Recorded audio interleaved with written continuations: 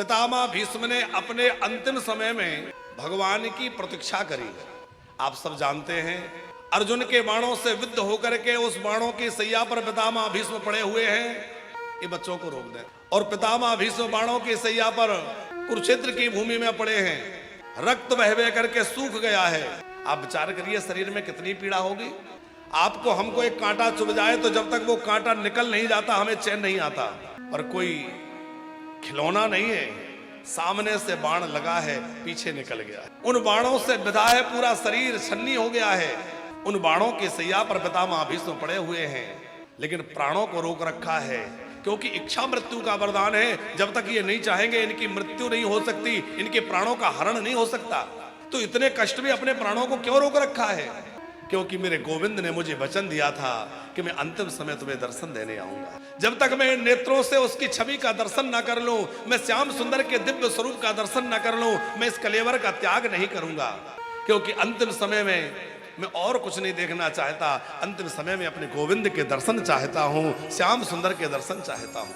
पितामह भीष्म इस दृढ़ संकल्प के साथ में उस बाणों की सैया पर पड़े हैं और भगवान की प्रतीक्षा कर रहे हैं, भगवान का नाम जप रहे हैं। प्रतीक्षा किसकी की जाए, परीक्षा किसकी करी जाए और समीक्षा किसकी करी जाए, ये बड़े सोचने समझने जैसे विषय हैं। प्रतीक्षा हमेशा भगवान की ही की जाए। हम लोग संसारियों की प्रतीक्षा करते हैं, मेरा भाई आ जाएगा, मेरा मित्र आ जाएगा, मेरा ये आ जाएगा। हम किसकी प्रतीक्षा कर रहे हैं?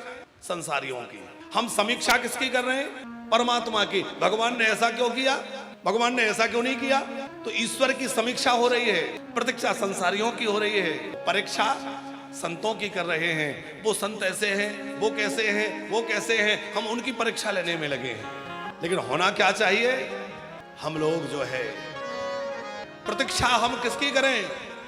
प्रतीक्षा करें परमात्मा की, सबरी की तरह, केवट की तरह। परीक्षा किसकी करें? जो हमारे अपने बनने के नाटक करते हैं, उन संसारियों की परीक्षा करें कि वो हमारे कितने अपने हैं, उनमें कितना अपनत्व है, समय पर कितना काम आते हैं। और समीक्षा करनी है तो अपने आप की करो कि मैं समाज के सामने जैसा दिखता हूं, क्या मैं वैसा हूं? मैं लोगों के सामने जैसा बनता हूं, जैसा मुझे होना चाहिए, क्या मेरा जीवन वैसा बन पाया? महाराज दशरथ स्वयं दर्पण देखते हैं, इसका मतलब है अपने आप को देखते हैं कि लोग मेरी जैसी प्रशंसा कर रहे हैं, क्या मैं वैसा हूं? जो दूसरे को आईना दिखाने का काम करता है वो दशानन की तरह है, और जो खुद दर्पण देखने का काम करता है वो दशरथ की तरह है। अब हमें विचार करना है कि हमारी श्रेणी कौन सी है। कहीं हम समाज को आईना दिखाते नहीं घूम रहे, हम दूसरों पर बड़ी टिप्पणियां करते हैं, तुम ऐसे हो, तुम ऐसे हो, पर उससे पहले हम अपने को देखें, मैं कैसा हूं। संत का स्वभाव है कि वो आत्मनिरीक्षण करता है। संत का स्वभाव है वो अपने दोषों को खोजते हैं। कृपा भई तब जानिए जब दिखे आपन दोष। जब अपना दोष दिखने लगे तो समझना कृपा हो गई है। हमें दुनिया में दोष दिखते हैं पर अपने दोष नहीं दिखते। सच बताओ, क्या हम निर्दोष हैं? संभव नहीं है। बस हमारी दृष्टि हमारे दोषों की ओर नहीं जाती है, तो समीक्षा अपने आप की करनी है। और प्रतीक्षा भैया किसी की नहीं करनी है। सबरी की तरह राधा रमण की प्रतीक्षा करनी है, अपने राम की प्रतीक्षा करनी है। मेरे ठाकुर आएंगे। भगवान प्रेम से मिलते हैं, ये तो बात है ही कि भगवान प्रेम से मिलते हैं, लेकिन दूसरी बात है भगवान प्रतीक्षा से मिलते हैं। हम किसी और की प्रतीक्षा ना करें, हम उन्हीं की प्रतीक्षा में डूबे रहें। भीष्म पितामह ने प्रतीक्षा करी, अंतिम समय में भगवान दर्शन देने पहुंच गए। और जब श्री कृष्ण के साथ पांडव पहुंचे तो वो रथ की आहट से भीष्म समझ गए कि पांडव आए हैं, युधिष्ठिर आए हैं। अर्जुन ने प्रणाम किया। पितामह भीष्म ने कहा, अर्जुन अकेले आए हो, अपने सारथी को नहीं लाए? तुम्हारे सारथी कहां हैं? और जैसे ही कहा तुम्हारे सारथी कहां है, तो श्याम सुंदर जो मस्तक की ओर खड़े हुए थे वो तुरंत सामने आ गए। हाँ हाँ दादाजी मैं आया हूं ना, मैं तो तुम्हारे ही लिए रुका हुआ। और फिर क्या कहा पितामह भीष्म ने, सदैव देवो भगवान प्रतीक्षताम कलेवरम यावदिदं हीनोम्यहम प्रसन्न हासारुणिलोचनल्लसन् मुखाम्बुजोद्यान पतश्चतुर्भुजा। हे प्रभो, हे चतुर्भुज नारायण, पितामह भीष्म की जो निष्ठा है वो चतुर्भुज रूप में है, इसलिए वो कह रहे हैं हे चतुर्भुज, अब एक कृपा करना, आपने खूब कृपा करी है, अंतिम समय आप पधारे हैं, बस इतनी कृपा करना कि जब तक ये देह त्याग ना हो जाए, जब तक ये कलेवर छूट ना जाए, आप सामने खड़े रहना। ठाकुर जी ने सोचा इनको तो इच्छा मृत्यु का वरदान है, जाने कब तक शरीर ना छूटे, तो थोड़ा सा मुख लटकने लगा। तो क्या बोले पितामह भीष्म, नहीं ऐसे नहीं, प्रसन्न हासारुणिलोचनल्लसन्, आप जरा प्रसन्न होकर खड़े रहिए, मंद मंद मुस्कुराते हुए खड़े रहिए। ठाकुर जी पितामह भीष्म के सत्य व्रत से, उनके त्याग से, उनके भजन से बड़े प्रसन्न हैं। कई लोग कहते हैं पितामह भीष्म के मौन ने महाभारत करा दिया, पर ऐसा नहीं है। पितामह भीष्म को दोष देना बड़ा अपराध है, क्योंकि पितामह भीष्म जो है वो महाभागवत हैं। भगवान के यहां 12 प्रमुख भक्त हैं। जैसे अकबर के दरबार में 12 रत्न थे, तो पंकज जी इसी प्रकार भगवान के यहां भी 12 रत्न हैं। वो 12 रत्न कौन कौन से हैं आप सब जानते हैं कि वो 12 रत्न के रूप में कौन कौन है। पहले है श्री ब्रह्मा जी महाराज, द्वादश भागवत जिन्हें कहा जाता है। पहले कौन है? ब्रह्मा जी। दूसरे श्री प्रहलाद जी। प्रहलाद जी भले ही असुर वंश में उत्पन्न हुए हैं, पर प्रहलाद जी भी महाभागवत हैं। प्रहलादो जन को भीष्मो बलिर्वैयासिका वयम् स्वयं भूर्नारदः शंभो। ब्रह्मा जी, नारद जी, भगवान शंकर, सनकादिक, कपिल नारायण, महाराज मनु, प्रहलाद जी, जनक जी, पितामह भीष्म, राजा बलि, श्री सुखदेव जी और एक यमराज या धर्मराज। ये 12 भगवान के बड़े प्रमुख भक्त हैं, जिनको कहते हैं द्वादश भागवत। इन द्वादश भागवत में गिनती पितामह भीष्म की है। यदि हम पितामह भीष्म में दोष देखेंगे तो फिर हमारे अंदर जो है भागवत अपराध लग जाएगा। महाभागवत तो भागवत अपराध लगेगा। पितामह भीष्म ने फिर मौन क्यों बने रहे? कारण है श्री कृष्ण का रुख देख करके, जैसा ठाकुर जी चाहते हैं। ये तो भगवान के हाथ की कठपुतली है। भगवान जैसा चलाना चाहते हैं वो वैसा ही चलते हैं। वो अपनी ओर से कोई क्रिया नहीं है, अपने धर्म से, अपने वचन से बंधे हुए हैं। आज पितामह भीष्म प्रभु की प्रार्थना कर रहे हैं, भगवान आपने पधार करके बड़ी कृपा करी। आपने मुझे वचन दिया था कि मैं अंतिम समय में दर्शन कर देने आऊंगा, आप आ गए। अच्छा, ये वचन कब दिया था आप सबको याद है? किस किस को पता है कि अंतिम समय दर्शन देने आऊंगा? ये वचन भगवान ने दिया था। हाथ खड़ा करके किसको याद है? चलो कथा सुना देते हैं। क्या हुआ था कि महाभारत का जब युद्ध चल रहा था तो एक दिन दुर्योधन ने कहा कि दादाजी आप बढ़िया मन से नहीं लड़ रहे हैं। मुझे तो लगता है कि आप शरीर से भले ही हमारी ओर हैं, पर मन से अभी भी पांडवों की पक्ष में ही हैं। क्योंकि आप यदि पूरे मन योग से लड़ते तो ऐसा संभव नहीं था कि पांडव अभी तक एक आध कम ना हो गया होता। आपका सामना कोई कैसे कर सकता है? मुझे तो लगता है आप बहुत मन से युद्ध कर नहीं रहे। और पितामह भीष्म की निष्ठा पर कोई सवाल उठाए, तुरंत जो है पितामह भीष्म रोष में आ गए और रोष में आकर के कहा, दुर्योधन तुम्हें ऐसा लगता है तो ठीक है, कल देखना, कल युद्ध जो है कुछ निर्णायक होगा, कल का वो युद्ध देखने लायक होगा। और सुनो, महाभारत जीतना है ना, तो एक काम करना, अपनी पत्नी को मेरे यहां भेजना, भानुमति को। जब मैं भजन करने बैठा हूं, मैं भजन करने जब रात्रि, क्योंकि दिन में तो युद्ध करते हैं, समय नहीं मिलता, तो रात्रि में भजन करते हैं, रात्रि में माला जपते हैं, अपना नियम पूरा करते हैं। तो जिस समय मैं भजन करने में बैठा हूं, तो तुम्हारी पत्नी को तुम भेज देना और मैं उसको अखंड सौभाग्यवती होने का वरदान दे दूंगा। वो अखंड सौभाग्यवती होने का यदि उसको आशीर्वाद मिल गया तो तुम फिर मर नहीं सकते, और तुम युद्ध में मरोगे नहीं तो निश्चित तुम्हारी महाभारत में विजय हो जाएगी। और कल का युद्ध निर्णायक होगा, देखना, कल मेरे शस्त्र कौशल देखना, मेरे बाणों का प्रहार देखना। पितामह भीष्म ने तो कह दिया।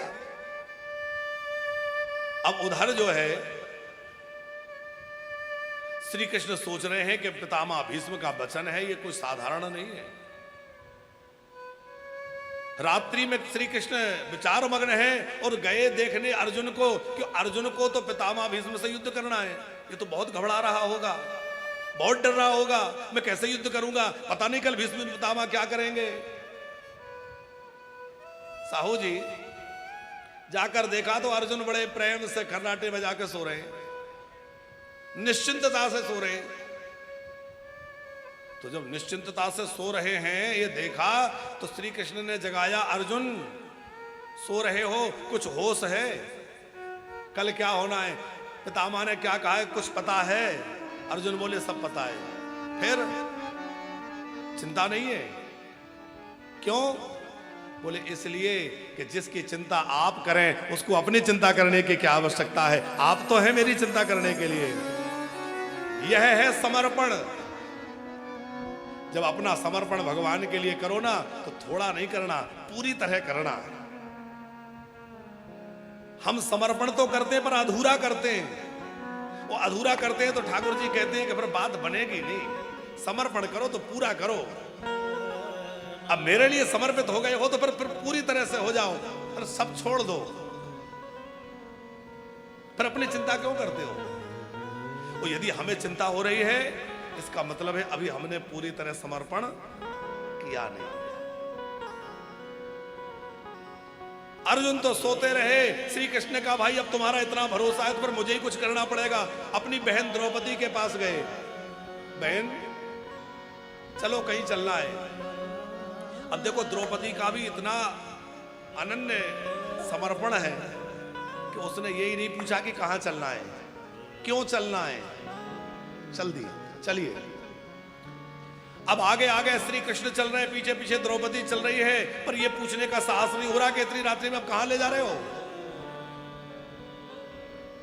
द्वारिकाधीश सदा हमारा हित चाहते हैं, वो जो भी कर रहे होंगे हमारे हित के लिए कर रहे होंगे। और यही जीवन में ध्यान रखना कि भगवान जो भी कर रहे हैं वो हमारे हित के लिए कर रहे हैं। कई बार ऐसी घटनाएं जीवन में घटती हैं जो हमें लगता है ये तो हमारे बड़े प्रतिकूल हो गया, ये कैसे हो गया।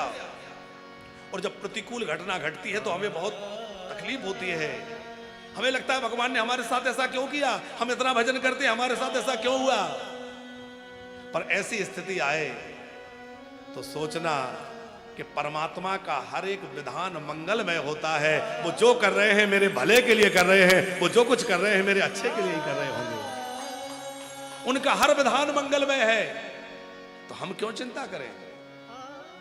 बच्चे के पैर में फोड़ा हो गया, मां डॉक्टर के पास ले गई, डॉक्टर चीरा लगा रहा है और मां पकड़ के बैठी है। बच्चे को क्या लग रहा है, मेरी मां बड़ी निष्ठुर है, मेरी शत्रु है, बताओ मेरा पैर पकड़ के कटवा रही है, ये चाकू चलवा रही है, ये मेरी दुश्मन है। तो सच बताओ, क्या वो मां उस बालक की दुश्मन है? वो जानती है कि यदि ये चीरा नहीं लगाया, इसमें रोग लग जाएगा, भयंकर बीमारी लग जाएगी। उस बालक के स्वास्थ्य को देखते हुए उसके पैर पर मां चीरा लगवाती है कि नहीं, चाकू चलवाती है। उसी प्रकार वह परमात्मा भी कभी कभी ऐसा भी करता है जो हमें बड़ा प्रतिकूल लगता है, पर हमारा भरोसा दृढ़ होना चाहिए, हमारे मन में निश्चय पक्का होना चाहिए कि मेरे प्रभु जो कुछ कर रहे हैं वो सब मेरे भले के लिए कर रहे हैं, सब अच्छा हो रहा है। तो कुछ गलत भी होगा वो भी अच्छा होने लग जाएगा, फिर तो भगवान को चिंता करनी ही पड़ेगी। अब वो तेज तेज चलने से वो द्रौपदी के पैरों की चप्पल चटपट हो रही थी। कहां ले जा रहे हैं? भीष्म जी के शिविर में। जिससे पहले दुर्योधन की पत्नी पहुंचे, उसको आशीर्वाद मिले, उसके पहले मैं द्रौपदी को आशीर्वाद दिला दूं और इसको आशीर्वाद मिल जाएगा अखंड सौभाग्यवती होने का, तो फिर इसके पांचों पति सुरक्षित हो जाएंगे, पर उनको कोई मार नहीं पाएगा। ये योजना है द्वारिकाधीश की। पर यदि ये भेद खुल गया कि द्रौपदी आई है और दुर्योधन की पत्नी नहीं आई है, तो पितामह सावधान हो जाएंगे, इसलिए थोड़ा छुप के ले जा रहे हैं। चप्पलों की आवाज, श्री कृष्ण ने उन चप्पलों को लिया, एक कपड़े में पीतांबर में लपेटा और ऐसे रख लिया, ला मुझे दे दे। भगत वत्सलता ही अहुलसानी। और उसके बाद शिविर के बाहर पहुंचे और श्री कृष्ण बोले, सुनो द्रौपदी, मैं यहीं खड़ा हूं, मैं बाहर रहूंगा, तुम अंदर जाओ और पितामह आंख बंद करके ध्यान कर रहे होंगे, चुपचाप प्रणाम करना, बोलना मत, बस प्रणाम कर लेना, सारा काम बन जाएगा। और यदि वो तुम्हें देख ले, पहचान ले और पूछे कि किसके साथ आई हो, तो मेरा नाम मत ले देना, नहीं तो पितामह बिगड़ जाएंगे। अब द्रौपदी गई और जाकर के पितामह को प्रणाम किया। पितामह भीष्म के नेत्र बंद हैं, जब चल रहा है, और जैसे ही द्रौपदी ने प्रणाम किया तो उसकी चूड़ियों की खनक, उसके आने की आहट, भीष्म जी को क्या लगा, मैंने दुर्योधन की पत्नी को बुलाया था, वही आई होगी। तो आंख बंद है और बंद आंख में ही आशीर्वाद दे दिया, अखंड सौभाग्यवती भाव। और जैसे ही आशीर्वाद मिला, द्रौपदी बोल पड़ी, अच्छा दादाजी, अब आशीर्वाद दिया है तो आप अपने आशीर्वाद को ध्यान रखना, एक भी कम नहीं होना चाहिए इस युद्ध में। इतना सुनते ही तो पितामह के नेत्र खुल गए और नेत्र लाल हो गए। द्रौपदी, तू कैसे आई?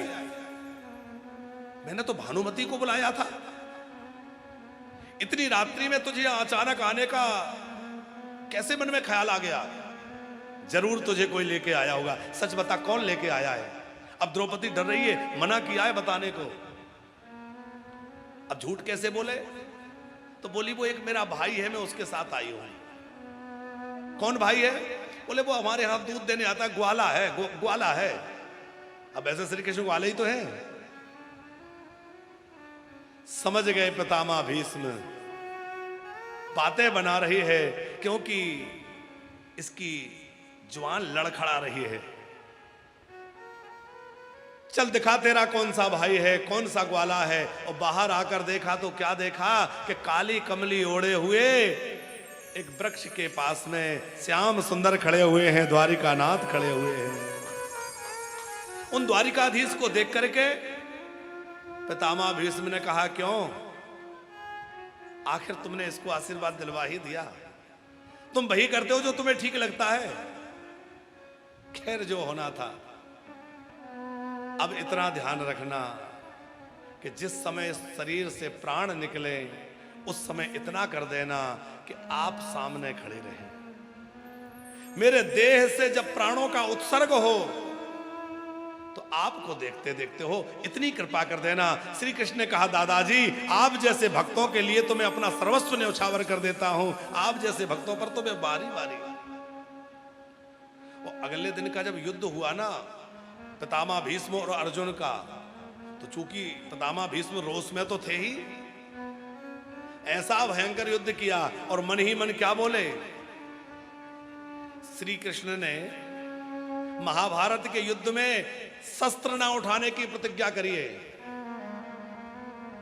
पर हम भी क्षत्रिय हैं, इनको शस्त्र उठवा कर रहेंगे। जो ना हरहि शस्त्र गहाऊं तो लाजो गंगा जननी को, और शांतनु सुत ना कहाऊं जो ना हरहि शस्त्र गहाऊं। आज मैं श्री कृष्ण को शस्त्र उठवा कर रहूंगा। अब देखो, एक ओर भगवान की प्रतिज्ञा, दूसरी ओर भक्त की प्रतिज्ञा। भगवान ने महाभारत युद्ध के पहले प्रतिज्ञा करी है कि मैं महाभारत के युद्ध में कोई हथियार नहीं उठाऊंगा, अस्त्र शस्त्र नहीं उठाऊंगा। और पितामह भीष्म ने प्रतिज्ञा कर ली कि मैं इस अस्त्र उठवा के रहूंगा। अब किसकी प्रतिज्ञा छूटेगी? भगवान तो ऐसे दयालु हैं कि अपने भक्तों का मान बढ़ाने के लिए अपनी प्रतिज्ञा त्याग देते हैं। ठाकुर जी ने क्या किया? अब देखिए, पितामह भीष्म युद्ध कर रहे हैं, अर्जुन पर बाणों की बौछार लगी है, बाणों पर बाण, और आज ऐसे तीक्ष्ण बाण मारे जा रहे हैं कि अर्जुन लहूलुहान हो गए। और एक बाण तो ऐसा मारा कि रथ चकनाचूर हो गया, और रथ चकनाचूर हुआ तो तुरंत रथ का पहिया उठाया श्री कृष्ण ने, और रथ का पहिया उठा करके पितामह भीष्म की ओर दौड़ पड़े। और रथ का पहिया चक्र की तरह लेकर जब दौड़े, उधर श्री पितामह भीष्म ने धनुष्मान डाल दिए, कहा जय हो जय हो जय हो, मेरा काम बन गया। मेरा काम था कि तुम्हें हथियार उठवा दूं, उठवा दिया। प्रबल प्रेम के पाले पड़ा कर, प्रबल प्रेम के पाले पड़ कर, अरे प्रभु को नियमों बदलते देखा, प्रभु को नियम बदलते देखा। अपना मान टले टल जाए, अपना मान ये है भगवान की भक्त वत्सलता। टल जाए, पर भक्त का मान न टलते देखा, भक्त का मान न टलते देखा। गुप्ता जी, जिस समय भैया भरत चित्रकूट पहुंचे, हम अभी राम कथा सुन रहे थे, इतना सुख मिला भरत जी का चरित्र जब राम कथा में आया। ऐसा तो पूरी राम कथा ही, हमें तो राम कथा में कुछ बहुत ज्यादा ही रुचि है। और जब कोई कहता महाराज जी राम कथा कराना है, तो हमें ऐसा लगता है कि दक्षिणा भी ना दे, राम कथा करा दे। क्या बताए। कल तो पंकज जी जब भरत जी का चरित्र चल रहा था और कल ही कथा विश्राम होने थी, तो ऐसा लग रहा था कथा का वियोग कि आज भरत जी का इतना आनंदमय चरित्र चल रहा है और आज कथा मंगल विश्राम हो जाएगी।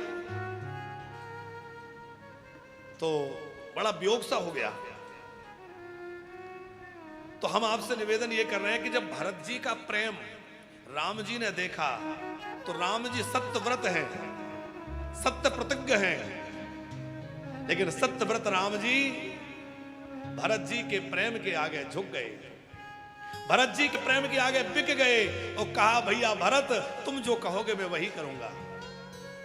यदि तुम कहोगे लौट चलो, तो मैं तुम्हारे साथ अयोध्या जाने के लिए तैयार हूं, क्योंकि मैं तो सदा सर्वदा अपने भक्तों के अधीन हूं। तुम्हारे प्रेम के आगे मैं पराजित हो गया। भरत जी के प्रेम में राम जी ने अपनी पराजय स्वीकार कर ली, लेकिन भरत जी ने मन में विचार किया कि मेरे कहने से मेरे प्रभु लौट तो जाएंगे, पर मैंने कहा लौट चलिए, ये निश्चित लौट जाएंगे, पर लौटते समय कहीं इनका खिलता हुआ मुख कमल कुमला गया। उस लौटने की बात से इनके मन में कुछ मिलान आ गया, कुछ दुख उत्पन्न हो गया, तो मेरा धर्म नष्ट हो जाएगा। ये भक्त का, सेवक का कर्तव्य ऐसा नहीं है कि अपने स्वामी को संकोच में डाल दे। इसलिए भरत जी ने क्या कहा, यही विधि प्रभु प्रसन्न मन होई, करुणा सागर कीजिए सोई। आप जिसमें प्रसन्न हो आप वैसा करिए, आपको जिसमें अच्छा लगे, आपको जिसमें प्रसन्नता मिले आप वो करिए। फिर राम जी ने आज्ञा दी कि फिर जो हमारे पिता को क्षोभ ना हो, उनके धर्म की, उनके सत्य की रक्षा हो, हम लोगों को वही करना चाहिए। तो भरत जी के प्रेम के आगे राम जी ने अपनी पराजय स्वीकार कर ली कि नहीं? उसी प्रकार यहां पितामह भीष्म के आगे भगवान ने अपनी पराजय वैसे ही स्वीकार कर ली। कैसे? जैसे एक पिता और पुत्र में कभी किसी बात को लेकर के ठन जाए तो बाद में पिताजी कहते हैं बेटा तू जो कह रहा है वही ठीक है। अपने पुत्र का मन रखने, बच्चे का मन रखने के लिए पिता ही झुक जाते हैं।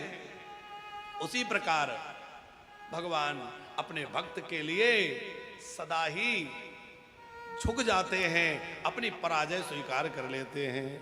अपना मान टले टल जाए, अपना मान टले टल जाए, पर भक्त का मान न टलते देखा।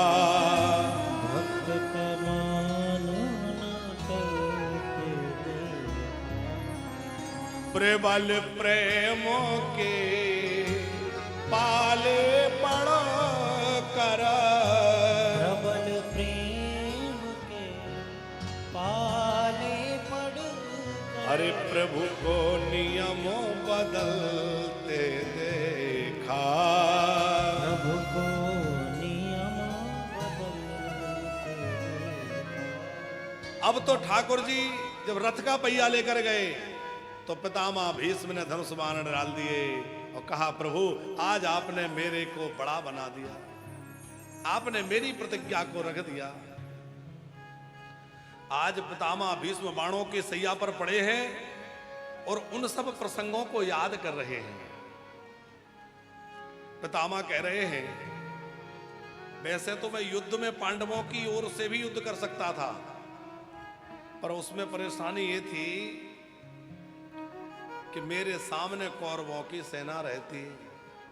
अब मैं विपक्ष में चला गया तो मेरे सामने आप थे, बस आपको देखते देखते युद्ध करता रहा। हम जीवन में जो भी अपना कर्तव्य कर्म कर रहे हैं, हम अपना जो भी व्यवहार धर्म निभा रहे हैं, अपना बिजनेस कर रहे हैं, अपनी नौकरी कर रहे हैं, अपना जो भी कार्य कर रहे हैं वो सब करते रहें, लेकिन ध्यान ये रहे कि हमारी दृष्टि भगवान पर रहे, हम भगवान की ओर दृष्टि जमाए रखें। देखो भक्ति हमें अकर्मण्य नहीं बनाती। भक्ति जो है वो कायरों का मार्ग नहीं है, ये सूरवीरों का मार्ग है। राम नाम जपना कोई कायर का काम नहीं है कि कुछ नहीं बन रहा माला लेके बैठ गए। आप किसी मजदूर को पकड़ के लाना और पूछना कितना कमाते हो, वो कहेगा कि दिन भर का 500 रुपए दहाड़े लेता हूं, तुम कहना मैं 1000 रुपए दूंगा, सवेरे से शाम तक राम राम जपना है, माला पकड़ा देना। 2 घंटे नहीं होंगे आपकी माला छोड़ करके कहेगा मुझे आपका पैसा नहीं चाहिए, मैं चला। क्योंकि राम राम जपना या भक्ति करना ये कोई कायरों का, इसका हम ये नहीं कह रहे कि वो कायर हैं। हमारा अभिप्राय ये है कि ये ना कहा जाए कि जो अकर्मण्य है वो भक्ति करता है ना। भक्ति का मार्ग ये तो सूरवीरों का मार्ग है, ये तो अद्भुत मार्ग है साहब। तो पितामह भीष्म युद्ध करते करते भी कृष्ण पर दृष्टि रखते हैं और बाणों की सैया पर पड़े पड़े। एकादशी की तिथि थी, वो आज भी, चूंकि कल पितामह भीष्म के चरित्र को हमने संक्षिप्त स्मरण तो कर लिया था और परीक्षित के जन्म तक का स्मरण कल कर लिया था, फिर भी हमें लगा कि आज पुरुषोत्तम मास की पद्मिनी एकादशी है। इस पद्मा एकादशी का बहुत विशेष महत्व है। अब पुरुषोत्तम मास ही अपने आप में बड़ा महत्वपूर्ण है, उसमें पड़ने वाली एकादशी और पितामह भीष्म जैसे महाभागवत की चर्चा से ही हम आज कथा का आरंभ करें। तो पितामह भीष्म ने उस दिन भी एकादशी थी, वो माघ शुक्ल एकादशी थी। पितामह भीष्म भगवान की स्तुति करने लगे, कहने लगे भगवान मेरी एक बेटी है, मैं उसका विवाह नहीं कर पाया, वो अब शरीर छूट रहा है, मरने की घड़ी है, मुझे चिंता है उस बेटी की, इसलिए मैं चाहता हूं कि जाते जाते उसका विवाह कर जाऊं। श्री कृष्ण बोले दादाजी विवाह तो आपका ही नहीं हुआ, बेटी कहां से है? पितामह भीष्म बोले लौकिक संबंध से कोई बेटी नहीं है, मेरी बुद्धि ही मेरी बेटी है। इति मति रूप कल्पिता वितृष्णा भगवती सात्वत पुंगवे विभुम्नि स्वसुखमुपगते क्वचित् विहरतुं प्रकृतिमुपेयुषि यद भव प्रवाह। इति मति मेरी बेटी है, और मेरी बेटी ऐसी है कि आज तक इसने किसी का चिंतन नहीं किया। किसका चिंतन नहीं किया? बोले हमारी बुद्धि ने कभी धन का चिंतन किया, कभी ऐश्वर्य का चिंतन किया, कभी भोगों का। हम सबकी बुद्धि तरह तरह के चिंतन करती है ना, कभी धन की इच्छा करती है। भीष्म जी कह रहे हैं मेरी बुद्धि रूपी बेटी ने ना तो कभी धन का चिंतन किया, ना कभी पद प्रतिष्ठा का चिंतन किया, और ना कभी कोई और अपेक्षा रखी। मेरी मति आज तक जो है इन सब से बची हुई है। विगत तृष्णा से रहित है, इसलिए मैं आपको अपनी बेटी सौंपना चाहता हूं। तो पितामह भीष्म ने जब ये कहा माता जी, तो द्वारिकाधीश बोले जरा अपनी बेटी से भी तो पूछ लेते भाई उसको मैं पसंद हूं कि नहीं हूं, क्योंकि आजकल तो जमाना क्या चल रहा है भैया, वो बेटी देखेगी, बेटा बेटी एक दूसरे को देखेंगे तभी बात आगे बढ़ेगी। आजकल तो यही चल रहा है। तो आपकी बेटी ने कभी मुझे देखा है? बोले हाँ। त्रिभुवन कमलम तमाल वर्णम रविकर गौरवराम्बरम दधाने बपुरल ककुलाव्रतान नाब्जम विजय सखे रतिरस्तु मेन वद्या। आप तो त्रिभुवन सुंदर हैं, तमाल वर्ण के समान नील नील आपकी कांति है, आप भुवन सुंदर हैं। आपकी सुंदरता का क्या कहना, आपकी उस छवि को देख करके मेरी बेटी आप पर रीझ गई, मेरी मति आप पर रीझ गई। और जब भीष्म जी ने यह कहा कि मेरी बेटी आपकी सुंदरता पर रीझ गई, तो श्री कृष्ण बोले सुनो, हम तो काले कलूटे हैं। अरे किसी पुजारी ने बढ़िया श्रृंगार करके बढ़िया माला पोशाक पहना के और बढ़िया सजा धजा के मंदिर में बिठा दिए होंगे, और वही तो आपकी मति ने मुझे देख लिया, आपकी बेटी ने वही मुझे देख लिया। लगता है आपकी बेटी को मेरी वास्तविकता नहीं पता। भीष्म जी बोले ना, मेरी बेटी ने आपको सजे धजे किसी मंदिर में देखा हो सो नहीं, कहां देखा है? सपदि सखी बचो निसाम्य मध्य निज परयोर वलयोरथम निवेश्य स्थितवती पर सैनिकाक्षुरण्य हृतवती पार्थ सके रतिर्ममास्तु। कहां देखा? महाभारत के युद्ध में कौरवों की सेना और पांडवों की सेना दोनों ओर खड़ी थी। अर्जुन ने कहा कि मेरा रथ बीच में ले चलो, तो आप अर्जुन का रथ लेकर के दोनों सेनाओं के मध्य में आ गए। और दोनों सेनाओं के मध्य में जब आप आए तो दोनों सेनाओं की ओर आप देख रहे थे। मैंने आपके उस रूप को देखा जो महाभारत के युद्ध में अर्जुन के रथ को चला रहा है। मैंने आपके उस रूप को देखा कि अब देखो, युद्ध करते समय व्यक्ति बहुत सज धज के तो नहीं रह सकता भाई, बाल भी बिखर जाएंगे, वस्त्र भी अस्त व्यस्त हो जाएंगे, घोड़ों की उड़ती हुई धूल, रथों से उड़ती हुई धूल शरीर पर चढ़ जाएगी। पर भीष्म जी कहते हैं कि वह रथों से उड़ती हुई धूल जब आपके श्रीअंग पर लग गई तो आपकी शोभा और भी अधिक बढ़ गई। पसीने की बूंदें आपके मुखमंडल पर जो झलक रही थी, उनको देख के तो ऐसा लग रहा था कमल कोस पर जैसे ओस की बूंदें चढ़ी हो। और जो मैंने अर्जुन को बाण मारे थे, कोई कोई बाण अर्जुन के शरीर को छूकर निकल जाता है तो वहां से रक्त की बूंदें गिरने लगती हैं और वो बूंदें श्री कृष्ण के श्रीअंग पर गिर जाती हैं।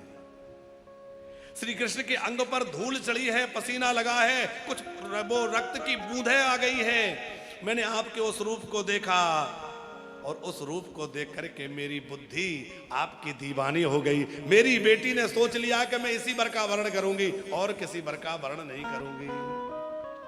क्यों? अच्छा, महाभारत का युद्ध तो बाद में हुआ।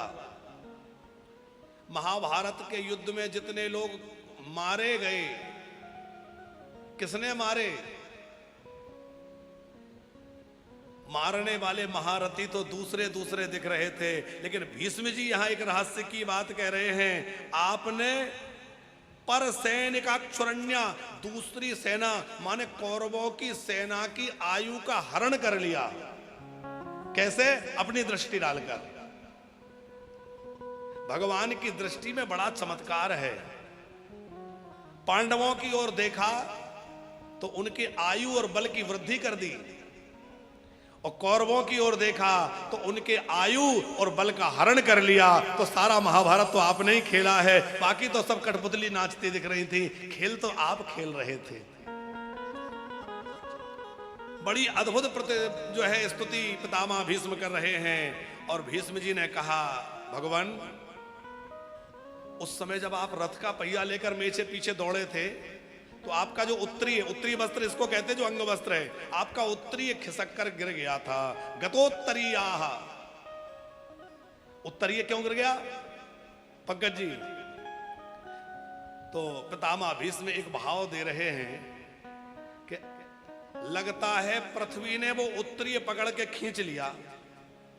क्यों? बोले पृथ्वी आपकी पत्नी है, और किसी का पति जो है झूठ बोलने वाला हो, समाज में झूठा सिद्ध हो जाए तो पत्नी को लज्जा आती है, अरे मेरा पति तो झूठा है, समाज के बीच में बताओ, झूठा साबित हो गया। तो लज्जा में वो घूंघट डाल ले या अपना मुंह छुपा ले, तो बोले आपका पीतांबर खींच करके पृथ्वी ने अपना मुंह ढक लिया। अरे आप तो झूठे साबित हो गए, आपने कहा था मैं हथियार नहीं उठाऊंगा, हथियार लेके दौड़ गए, आप तो झूठे हो गए। तो गतोत्तरीयाः, जो है पृथ्वी ने उत्तरी खींच लिया। अथवा उत्तरी ने कहा होगा भैया हम झूठे के साथ नहीं जाएंगे, हम तो रह गए। और ये सब मनोभाव देते देते पितामह भीष्म ने महाराज का स्मरण किया है। हजारों हजार उन व्रज रमणियों के बीच में रमण करते हुए आप जो है असंख्य ताराओं में जैसे चंद्रमा चमकता है, उस प्रकार आपकी शोभा हो रही थी। और आपके उस महाराज की छवि को मैं हृदय में बसाता हूं। देखो, महाराज की जो कथा है वो कोई सामान्य कथा होती तो बताओ, इतने बड़े भगवत भक्त, ऐसे नैष्टिक ब्रह्मचारी पितामह भीष्म मरते समय उसका स्मरण करते, पर वो महाराज का स्मरण कर रहे हैं। 11 श्लोकों में स्तुति करी चूंकि एकादशी तिथि थी, और 11 श्लोकों में स्तुति करके और मानो वह वाणी के पुष्प श्री कृष्ण के चरणों में अर्पित कर दिए। तो कहा अब आज्ञा दीजिए। श्याम सुंदर की ओर देखते रहे और कृष्ण को देखते देखते देखते महाप्रयाण किया है, और श्री पितामह भीष्म के प्राण जो है प्रयाण कर गए हैं। पितामह भीष्म का महाप्रयाण हुआ है। एकदम सब स्तब्ध हो गए, सब मौन हो गए। जैसे सूर्यास्त होने पर पक्षियों का कलरव शांत हो जाता है, वैसे ही पितामह भीष्म के प्रयाण के बाद एकदम कुछ समय के लिए सब मौन हो गए। पर पितामह भीष्म की अंतिम क्रिया पांडवों में से भीमसेन ने करी। क्यों करी? युधिष्ठिर ने नहीं करी, क्योंकि जिस व्यक्ति का राज्याभिषेक हो जाए और जो राजगद्दी पर बैठ जाए वो किसी की उत्तर क्रिया नहीं कर सकता। तो युधिष्ठिर ने क्रिया नहीं करी, भीमसेन ने करी। कुछ दिनों तक वहां श्री कृष्ण रहकर द्वारिका पधारे। बड़ी सुंदर कथा है। आगे उत्तरा के गर्भ से परीक्षित का जन्म हुआ। परीक्षित तो गर्भ में ही भगवान का दर्शन करके आए हैं।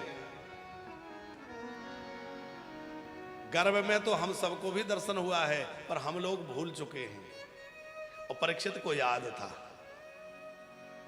हम सब भी जब मां के गर्भ में थे तो सबको भगवान का स्मरण हुआ है, सबने भगवान की पुकार लगाई है, निकाली है, लेकिन परीक्षित की बात यह है कि वो जन्म के बाद भी भूले नहीं है। उनका नाम ही परीक्षित इसलिए है कि वो हर जगह उसी का परीक्षण कर रहे हैं। जो मेरे मां के गर्भ में मुझे दर्शन दिया था वो कहां है? श्रीमद् भागवत के वक्ता और श्रोता, जो प्रधान वक्ता हैं वो कौन है? श्रीमद् भागवत के प्रधान वक्ता कौन है? श्री सुखदेव जी महाराज। और प्रधान श्रोता परीक्षित जी महाराज। आज भी जो भी व्यासपीठ पर बैठते हैं उनको सुख रूप ही माना जाता है, और जो भी यजमान बनते हैं उनको परीक्षित कहा जाता है। और अभी नंदगांव में पूज्य मलुकपीठ वाले महाराज जी की कथा चल रही है। पंकज जी वहां परसों ही महाराज जी एक बात कह रहे थे कि ये गाधी जो है ये परमहंस चक्र चूड़ामणि श्री सुखदेव जी की गाधी है। और सुखदेव जी की गाधी है तो भैया सुखदेव जी परम निर्विकार, और ऐसे निर्विकार दिव्य महापुरुष की गाधी पर बैठे हो तो थोड़ा तो इस बात का विचार रखना चाहिए कि यहां विकार युक्त होकर ना बैठा जाए। ये महाराज जी ने अभी नंदगांव की कथा में कहा है। क्योंकि ये गाधी किसकी है? परम निर्विकार, परम ब्रह्मनिष्ठ, परमहंस सुखदेव जी की गाधी है। अच्छा, सुखदेव जी प्रधान वक्ता हैं, परीक्षित प्रधान श्रोता हैं, और सुखदेव जी को भी मां के गर्भ में ही भगवत दर्शन हो गया। आप कथा सब जानते हैं। सुखदेव जी मां के गर्भ से बाहर ही नहीं आ रहे थे। बहुत समय हो गया, 12 वर्ष हो गए। व्यास जी ने कहा कि कब तक आप बाहर नहीं आएंगे? आप क्यों नहीं आना चाहते? सुखदेव जी घबराए कि बाहर तो भगवान की माया है, मुझे पकड़ लेगी, मैं नहीं जाऊंगा। यहां बढ़िया भजन हो रहा है, भले ही कष्ट है पर यहां भजन बहुत अच्छा हो रहा है। और भगवान आए और भगवान ने आकर कहा कि भैया मैं वचन देता हूं कि मेरी माया तुम्हें नहीं घेरेगी, आ जाओ। तब जन्म लिया।